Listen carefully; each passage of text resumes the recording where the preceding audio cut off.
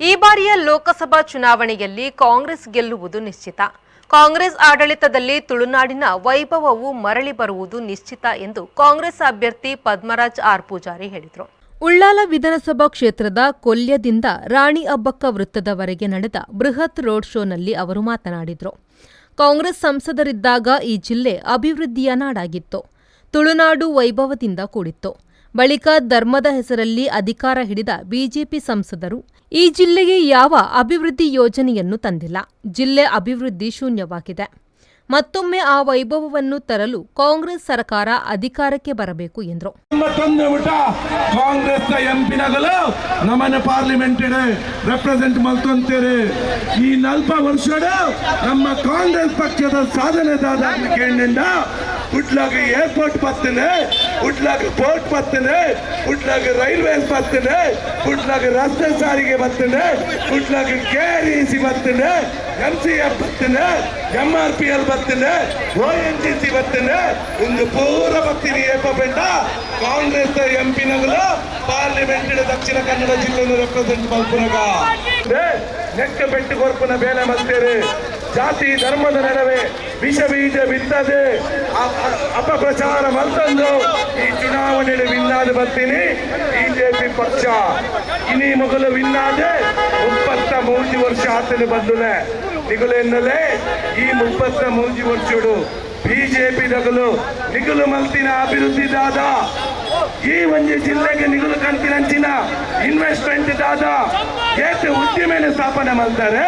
ಅತ್ತ ಏತು ಜೋತ್ಲೆಗೆ ಉದ್ಯೋಗ ಕೊಡ್ತಾರೆ ಕೇಂದ್ರ ನಿಗುಲೆಡ ಉತ್ತರ ಇಜ್ಜಿ ದಾಯಕ ಬಂಡ ನಿಗುಲು ಮಂತಿನ ಕುತಂತ್ರ ಈ ಒಂದು ಜಾತಿ ಧರ್ಮದ ನಡುವೆ ವಿಷ ಬೀಜ ಬಿತ್ತಿದೆ.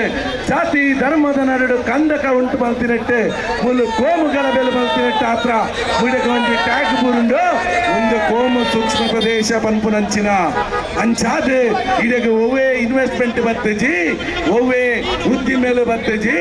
ಇನಿ ಅಪ್ಪ ಅಮ್ಮನಗಳು ಪ್ರಾಯದಗಳು ಅಗಲ ಜೋಕ್ಲೆಗೆ ಎಡ್ಡೆ ಉದ್ಯೋಗದ ಅಗಲು ತೆತ್ತೊಂದು ಅಗಲ ಒಟ್ಟಿಗೂ ಅಗಲು ಬದುಕೋಡೊಂದು ಆಸೆ ಇಡ್ತೇಡ.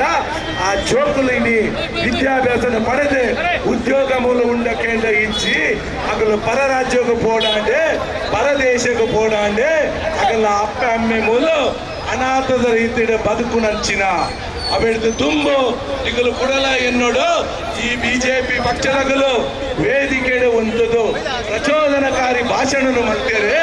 ನಮ್ಮ ಜೋಕ್ಲೇನೆ ಆರ್ಥಿಕವಾದಿ ಹಿಂದುಳಿದ ವರ್ಗಕ್ಕೂ ಸೇರಿದ ಜೋಕ್ಲೇನೆ ಕಾನೂನು ಬಾಯಿನ ಕೆಲಸ ಮಲ್ಪರೆ ಪ್ರಚೋದನೆ ಮಾಡ್ತಾರೆ, ಸಂವಿಧಾನ ಬಾಯಿನ ಕೆಲಸ ಮಲ್ಪರೆ ಪ್ರಚೋದನೆ ಮಾಡ್ತಾರೆ.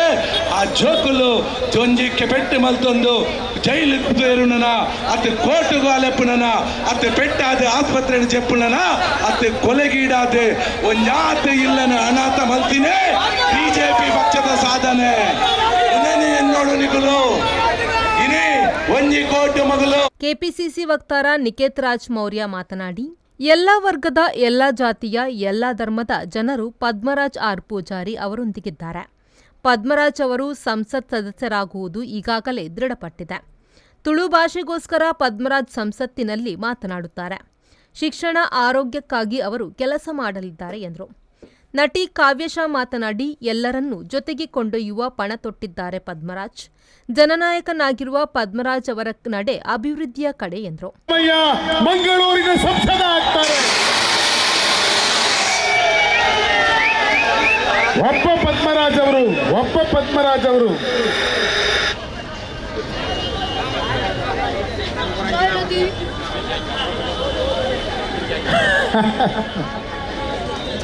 ಇವತ್ತು ನೀವು ನೋಡಿದ್ರಿ, ಇಲ್ಲೇ ನಿಮ್ಮ ಪಕ್ಕದಲ್ಲಿ ಉಡುಪಿ ಮಂಗಳೂರು ಜಿಲ್ಲೆ ಇದೆ. ಅಲ್ಲಿ ಕೂಡ ಒಬ್ರು ಕಳೆದ 10 ವರ್ಷದಿಂದ ಸಂಸದರಾಗಿದ್ರು. ಪಾರ್ಲಿಮೆಂಟ್ ಅಲ್ಲಿ ಯಾವತ್ತಾದ್ರೂ ಎದ್ದು ನಿಂತು ಮಾತಾಡ್ಲಿಲ್ಲ. ಯಾಕೆ ಅಂದ್ರೆ ಅವ್ರಿಗೆ ಆ ಕಡೆ ಹಿಂದಿನೂ ಬರ್ತಿರ್ಲಿಲ್ಲ, ಈ ಕಡೆ ಇಂಗ್ಲಿಷು ಬರ್ತಿರ್ಲಿಲ್ಲ. ಏಕೆ ಮಿನಿಟ್ ಅಂತಿದ್ರು. ಅವ್ರಿಗೆ ಗೊತ್ತಿದ್ದು ಒಂದೇ ಏನು ಅಂತಂದ್ರೆ ಜಾತಿಗಳ ನಡುವೆ ಬೆಂಕಿ ಹಚ್ಚೋದು, ಧರ್ಮ, ಜಾತಿ, ಬರೀ ಇವುಗಳನ್ನೇ ಮಾತನಾಡ್ತಾ ಇಷ್ಟು ವರ್ಷಗಳ ಕಾಲ ರಾಜಕಾರಣವನ್ನ ಮುನ್ನಡೆಸ್ಕೊಂಡು ಬಂದರು. ಆದ್ರೆ ಇವತ್ತು ನಾನು ದೂರದ ತುಮಕೂರಿನಿಂದ ನಾನು ಜರ್ನಿ ಮಾಡ್ತಾ ಇಲ್ಲಿವರೆಗೂ ಮಂಗಳೂರಿಗೆ ಬಂದೆ. ಯಾಕೆ ಅಂತಂದ್ರೆ ಪದ್ಮರಾಜ್ ರಾಮಯ್ಯ ಅನ್ನುವಂಥ ಈ ಯುವ ನಾಯಕ ಗೆಲ್ಬೇಕು. ಪದ್ಮರಾಜ ರಾಮಯ್ಯ ಅವರು ಜಾತಿ ಧರ್ಮಗಳ ನಡುವೆ ಯಾವತ್ತೂ ಕೂಡ ಒಡಕು ಹುಟ್ಟುವಂತ ಕೆಲಸವನ್ನ ಮಾಡಲಿಲ್ಲ. ಪದ್ಮರಾಜ ರಾಮಯ್ಯ ಅವರು ಇಡೀ ಮನುಷ್ಯ ಕುಲ ಅದು ಒಂದಾಗಿ ಬಾಳಬೇಕು ಅನ್ನುವಂತ ನಾರಾಯಣ ಗುರು ಅವರ ಮಂತ್ರವನ್ನ ನಂಬಿ ಬದುಕ್ತಾ ಇರುವಂತ ಒಬ್ಬ ಅದ್ಭುತವಾದ ನಾಯಕ ಪದ್ಮರಾಜ ರಾಮಯ್ಯ ಅವರು. ಇಲ್ಲಿ ಜಾತಿ ಧರ್ಮ ಅಲ್ಲ, ನಾವೆಲ್ಲರೂ ಕೂಡ ಮನುಷ್ಯತ್ವವನ್ನ ಮುನ್ನಡೆಸಿ ಗೆಲ್ಲಬೇಕು ಅನ್ನುವಂತ ನಂಬಿಕೆಯನ್ನ ಇಟ್ಕೊಂಡಿರುವಂತ ನಾಯಕ ಪದ್ಮರಾಜ ರಾಮಯ್ಯ. ಬಹುಶಃ ನನಗೆ ಸಂತೋಷ ಆಗುತ್ತೆ, ಉಳ್ಳಾಲ ಅಂದ ತಕ್ಷಣ UT ಖಾದರ್ ಸಾಹೇಬರು ಬಹುಶಃ ಅವರಷ್ಟು ಸೆಕ್ಯುಲರ್ ಒಬ್ಬ ನಾಯಕನನ್ನ ನೋಡೋದು ಬಹಳ ಕಷ್ಟ ಇದೆ. UT ಖಾದರ್ ಅವರು ಎಷ್ಟು ಅದ್ಭುತವಾಗಿ ಜನಪರವಾಗಿ ಹಿಂದೂ ಕ್ರೈಸ್ತ ಮುಸಲ್ಮಾನ ಪಾರಸೀಕ ಜೈನರ ಉದ್ಯಾನ ಅನ್ನುವ ಮಾತಿದೆ. ನನಗೆ ನಿಮ್ಮಲ್ಲಿ ಒಂದೇ ಒಂದು ವಿನಂತಿ ಏನಂದ್ರೆ, ಪದ್ಮರಾಜ ರಾಮಯ್ಯನವರು ಗೆಲ್ತಾರೆ, ಆದ್ರೆ ಉಳ್ಳಾಲದಲ್ಲಿ 1,00,000 ಲೀಡ್ಗಳನ್ನ ಕೊಡೋದ್ರ ಮೂಲಕ, ಉಳ್ಳಾಲದಲ್ಲಿ ನಾನು ಹೇಳ್ತಾ ಇರೋದು ಕೇವಲ ಉಳ್ಳಾಲದಲ್ಲಿ ಅಂತ ಒಂದು ದೊಡ್ಡ ಲೀಡನ್ನ ಕೊಡೋದ್ರ ಮೂಲಕ ಪದ್ಮರಾಜ ರಾಮಯ್ಯನವರಿಗೆ ಒಂದು ದೊಡ್ಡ ಗೆಲುವನ್ನ ತಂದುಕೊಡಬೇಕು.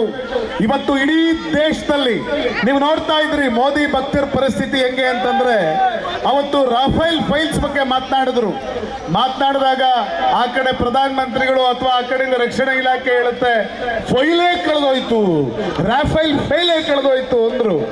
ಆಗ ವಿರೋಧ ಪಕ್ಷದಲ್ಲಿದ್ದಂತ ನಾಯಕ ಚೌಕಿದಾರ್ ಚೋರ್ ಹೇ ಅಂದ್ರು. ಆಗ ಅವರು ಭಕ್ತರೆಲ್ಲರೂ ಕೂಡ ತಮ್ಮ ಫೇಸ್ಬುಕ್ ಅಲ್ಲಿ ಬರ್ಕೊಳ್ತಾ ಇದ್ರು, ಮೇ ಬಿ ಚೌಕಿದಾರ್ ಅಂತ ಬರ್ಕೊಳ್ತಾ ಇದ್ರು. ಅದೇ ತರ ಮೊನ್ನೆ ಲಾಲು ಪ್ರಸಾದ್ ಯಾದವ್ ಅವರು ಮಾತನಾಡ್ತಾ ಇದ್ರು, ಬಡವ ಜನರ ಕುಟುಂಬದ ನೋವು ಸಂಕಟ ಮೋದಿ ಅವರಿಗೆ ಅರ್ಥ ಆಗಿಲ್ಲ.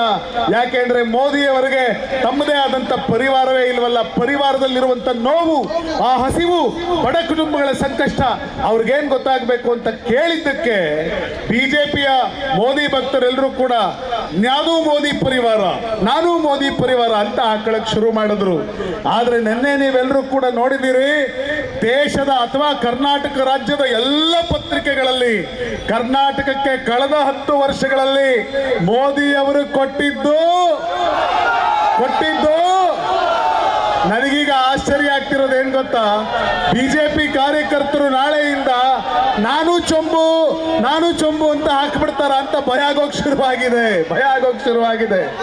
ಪ್ರೀತಿಯ ಬಂಧುಗಳೇ, ಈ ಬಾರಿ ನಮ್ಮೆಲ್ಲರ ಒಂದು ಅದ್ಭುತವಾದ ನಾಯಕನಾಗಿ ಈ ಸಂದರ್ಭ ಕಾಂಗ್ರೆಸ್ನ ಕಾರ್ಯಕರ್ತರು ಜೊತೆಗಿದ್ರು.